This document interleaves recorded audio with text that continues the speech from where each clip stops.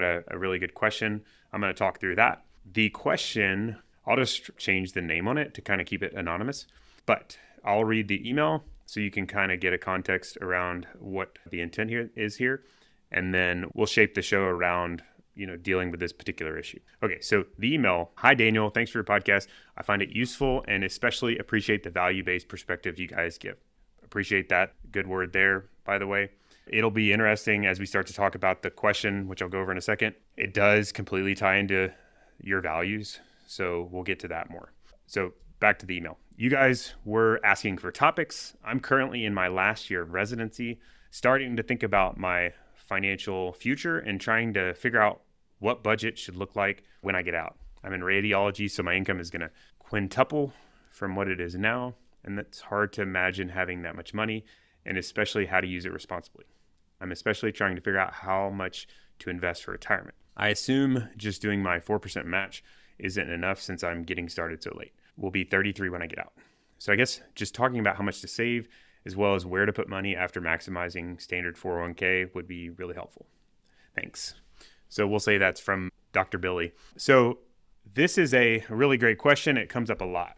I mentioned that values were going to tie into it. And I think that's probably a good starting point. I think you kind of have to think about like, what's the theme here with this? So really two things. I think number one, when you transition into practice, it's like one of the best opportunities. It can also be it's like a fork in the road, a giant fork in the road.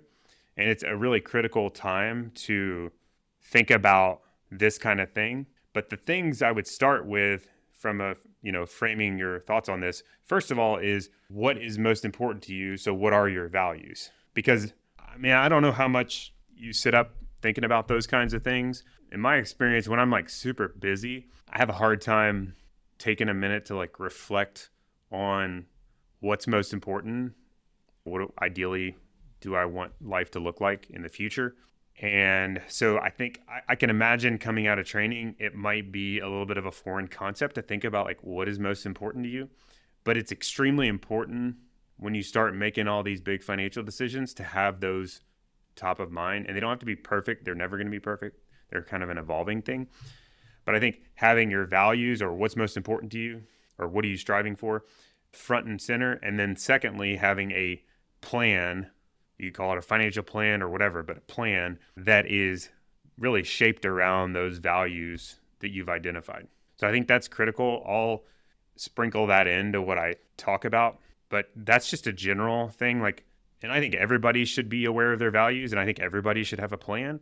And I think most of you would probably agree with me. But if you look at the stats on it, it's a really easy thing to procrastinate addressing. Like a lot of people, not an insignificant amount of people, literally go through their entire lives, and they're educated and smart people, without ever really thinking about values and without ever having a plan, a financial plan especially. So life gets busy and you get sidetracked on this. So it takes some intentionality. But I think that's the first most important thing I would address before we start to get into a little bit more practical things to think about, is just this, of all times in life, it's important anytime, but of all times in life, this is the critical time to be aware of your values or start to think about your values and then start to shape your financial plan around those values.